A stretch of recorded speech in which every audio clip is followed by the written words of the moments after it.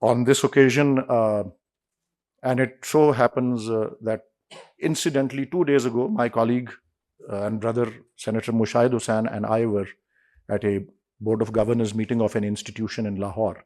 And I apprised him of a writing by Dr. Muhammad Iqbal or Allama Iqbal.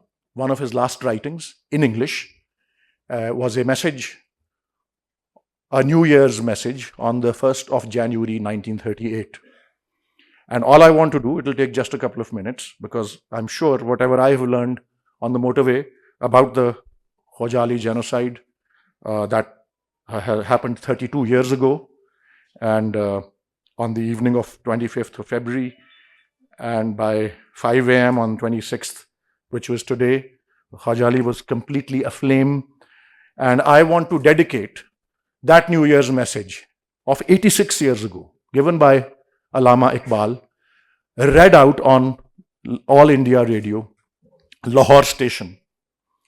I want to dedicate that to the 613 individuals who lost their lives in the military actions of Khojaly, including the 63 children, the 106 women, the 70 elderly people, the 8 families who were completely annihilated, the 25 children who lost both their parents, the 130 children who lost one parent,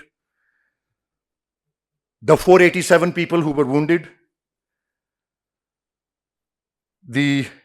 including 76 children, the 1,275 people who were taken hostage. And of course, there was this gruesome evidence of people, of scalping, ear and other organ removal, eye gouging, limb severance, numerous gunshot wounds, and injuries from stabbing weapons. Some bodies were even crushed by heavy machinery or burned. It is observable that Turkey leads the 17 countries, as I'm informed, that have recognized the massacre as genocide. So what Dr. Iqbal said 86 years ago, unfortunately, he had lost his voice by then. So somebody else read out his message, but he wrote that message. His voice is not preserved or recorded anywhere. I can tell you that for sure. So if you get it on social media, it's a fake. And what I will read out, just excerpts, 3 or 4 paragraphs from that message. What he wrote, what he said 86 years ago, it will seem very familiar in 1992, in 2022, and in 2024. He wrote, "Today space and time are being annihilated, and man is achieving amazing successes in unveiling the secrets of nature and harnessing its forces to his own service.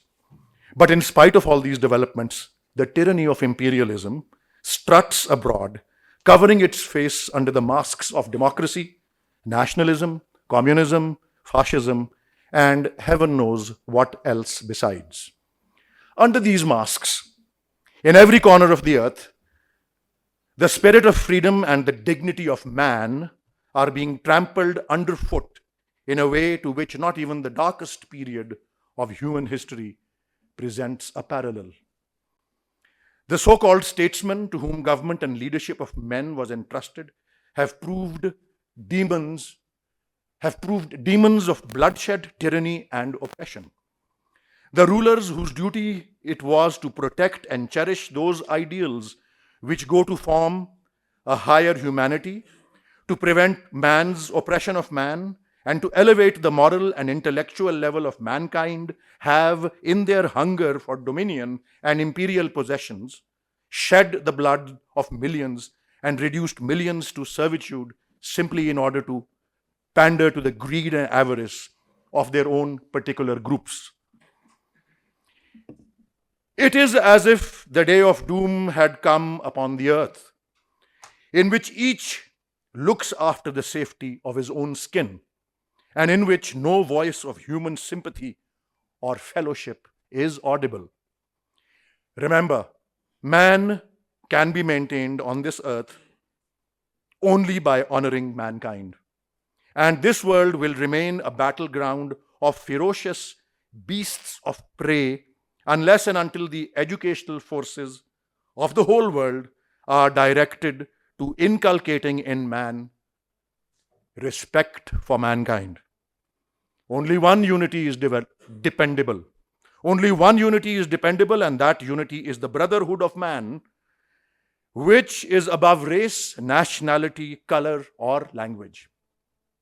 So long as this so called democracy, this accursed nationalism, and this degraded imperialism are not shattered, so long as men do not demonstrate by their actions that they believe that the whole world is the family of God, so long as distinction of race, color, and geographical nationalities are not wiped out completely, they will never be able to lead a happy and contented life, and the beautiful ideals of liberty, equality, and fraternity will never materialize.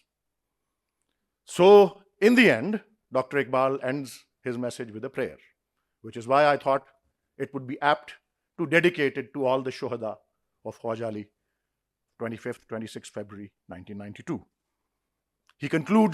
Iqbal concludes by saying, let us therefore begin the new year with the prayer that God Almighty may grant humanity to those who are in places of power and government and teach them to cherish mankind.